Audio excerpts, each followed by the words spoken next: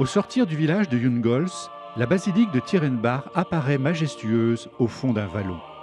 Un lieu de prière qui, dans son état actuel, fête ses 300 ans. 1723, c'est le début des pèlerinages dans cette église. Mais dès le 8e siècle, eh bien, ce lieu a été considéré comme une terre habitée par le Seigneur qui permettait de rencontrer sa mère dans la dévotion, dans la prière et dans le silence. Rattaché au fil du temps à l'abbaye de Cluny, ce lieu va devenir un centre de dévotion à la Vierge, en lien avec un récit légendaire.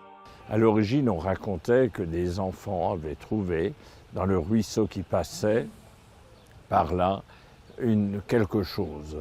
Ils pensaient que c'était une bête crevée, ils l'ont retournée, et ces enfants avaient vu que c'était une image de la Vierge Marie. Ils l'ont placardé contre un arbre et les gens qui y passaient faisaient leur dévotion. C'est à partir de là que s'est développé le culte de la Vierge Marie à Tierenbach. Est-ce vrai? Cette histoire est-elle vraie ou pas? On s'en fiche. Ce qui me paraît fondamental, c'est l'expression que la foi a suscitée dans le cœur des croyants.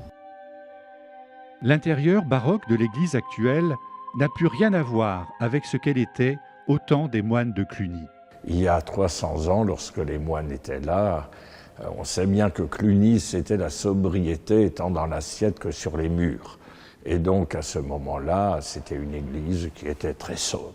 Très sobre, et au XIXe siècle, on l'a enrichi de toutes ces peintures, en chantant les louanges de Marie jusque dans le plafond, en y mettant les saints d'Alsace, les saints d'ailleurs, pour inviter justement le peuple de Dieu qui vient ici de se rappeler que tout ce qui se passe dans une église doit être conforme à ce qui se vit au ciel.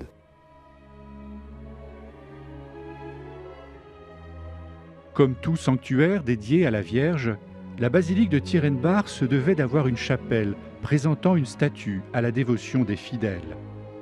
Une œuvre que l'on peut qualifier d'originale à Tierenbach. Cette statue a une histoire et si vous regardez de plus près, la Vierge est antérieure au corpus de Jésus. Et il y a cette particularité que le corps de Jésus descendu de la croix ressemble à plutôt les dimensions d'un petit enfant. Or, il avait quand même 33 ans. Qu'est-ce que l'artiste a voulu dire par là? C'est qu'il reste l'enfant de Notre-Dame et elle l'enfante une deuxième fois dans un acte d'offrande au Père.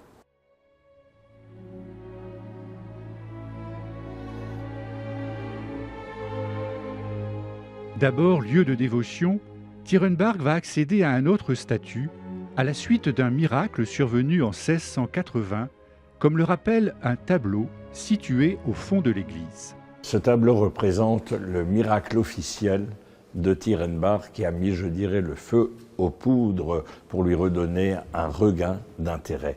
Et il s'agissait d'un capucin qui avait perdu la boule, qui se baladait à droite, à gauche, qui avait des moments vraiment où il était déboussolé, où il cassait, il était violent. Et vous voyez, on lui a mis des fers. Et il n'avait qu'une idée en tête, si je peux arriver à Tierenbach, eh bien je serai guéri. Résultat des courses, il arrive sur le lieu, il fait ses dévotions devant Notre-Dame auxiliatrice, devant la Vierge des douleurs, devant Marie secours des chrétiens. Et donc, il fait ses dévotions et il s'approche du puits. Et au moment où il s'approche du puits, il s'adosse dessus, les fers s'ouvrent. Et de peur qu'on le remette aux fers, il les a prises et les a flanquées dans l'eau. Et à partir de cet instant-là, il était non seulement libéré des fers, mais il était libéré de ses désordres psychologiques, mentaux, et il a retrouvé la paix. À partir de ce miracle, Tierenbach va devenir un lieu de pèlerinage pour demander la guérison et qui va attirer de nombreux fidèles. Et c'est, je dirais, un des lieux spécifiques en Alsace où Marie est implorée pour, je dirais, pour que ceux qui intercèdent, ceux qui la prient, retrouvent au moins la paix du cœur. Souvent la maladie ne disparaît pas, mais ils sont en mesure de vivre avec et de l'assumer dans la foi. Mais il y a aussi effectivement des guérisons. On sait bien que le miracle, par essence, est toujours limité en nombre.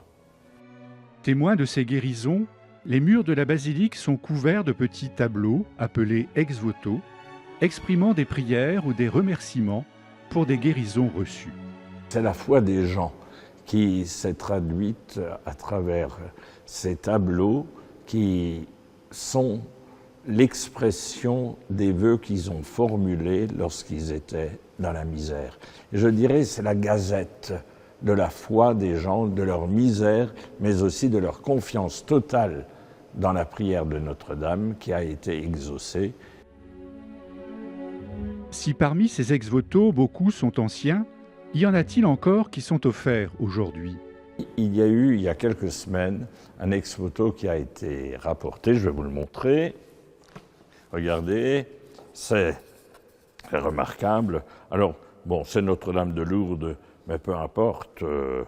Et donc, le 8/7/2022, on a refermé le coffre sur la main de Maryse. Aucun écrasement, c'est un miracle. Merci, Marie. Blanc, aïe, ouvrez.